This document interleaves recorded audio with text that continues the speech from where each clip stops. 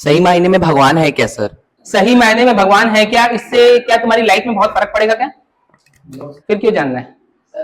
हाँ देखो, मैं इसलिए सबसे पहले जो तुमको बताया ना, फिलोसफीज जो डिफरेंट फिलोसफीज है, अलग अलग चीज मानती है ना। बुद्धिज्म में भगवान का कंसेप्ट नहीं है, भगवान को नहीं मानते। जैनिज्म में ये मानते हैं कि जो आत्मन आपकी आती है उसमें that is a potential God, वो पोटेंशियली वो बन जाती है।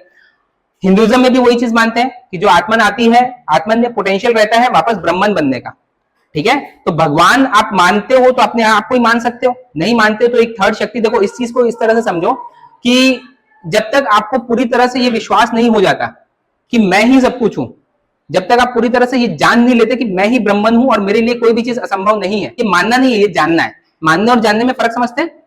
जैसे आपके मम्मी पापा है, ये आप मानते हो कि जानते हो?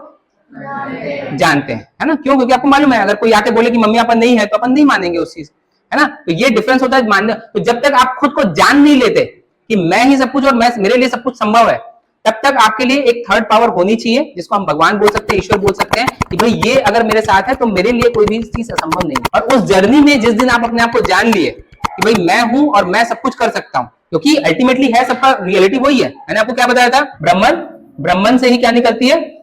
आत्मा। तो हम लोग किसका पार्ट हुए? किसका पार्ट हुए? आत्मन is the part of Brahman only. तो हम लोग खुद ईश्वर है। अब इसको आप मानो नहीं मानो क्या फर्क पड़ेगा? जैनिज्म में इसको नहीं मानते, वो लोग यहीं से शुरुआत करते हैं, उनकी साइकिल यहीं से शुरू होती है कि आत्मन आई, आत्मन फिर ब्रह्मन बन गई। बुद्धिज्म में उनको नहीं मानते, वो लोग यहीं से शुरुआत करते हैं। तो दैट इज परफेक्टली फाइन।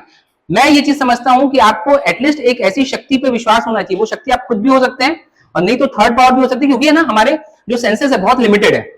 हम लोग जितनी चीज देखते हैं कि भाई हमारे पास में ये आदमी ने इतनी सक्सेस अचीव की है, हमारे लिए मैक्सिमम सक्सेस उतनी हो जाती है कि भाई ये इस लेवल तक ही हम जा सकते हैं, इससे ऊपर तो जा ही नहीं सकते। तो ये हमारी एक लिमिटेशन आ जाती है।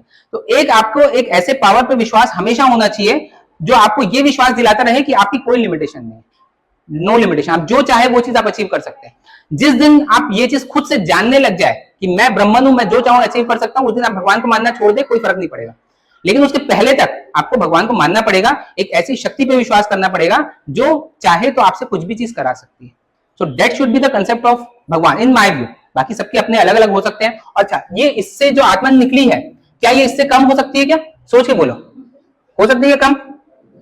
एक तालाब है, तालाब के पानी का केमिकल फॉर्मूला क्या होता है?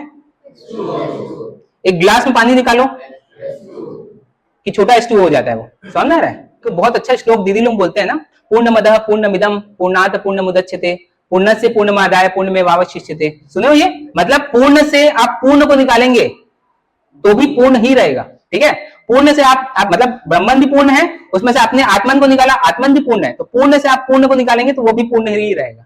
तो this is the whole concept behind it, getting this? तो इसलिए वो श्लोक बहुत इंपॉर्टेंट है। श्लोक सारे बहुत अच्छे हैं, अपने मीनिंग मालूम होना चाहिए, हम लोग मीनिंग नहीं जानने की कोशिश कर। बट मैंने जो बताया था ना कि ये जो आत्मन आती है ये इल्यूजन में आ जाती है, माया में आ जाती है। So because of that maya we forget our identity. I hope this answers your question. Yes?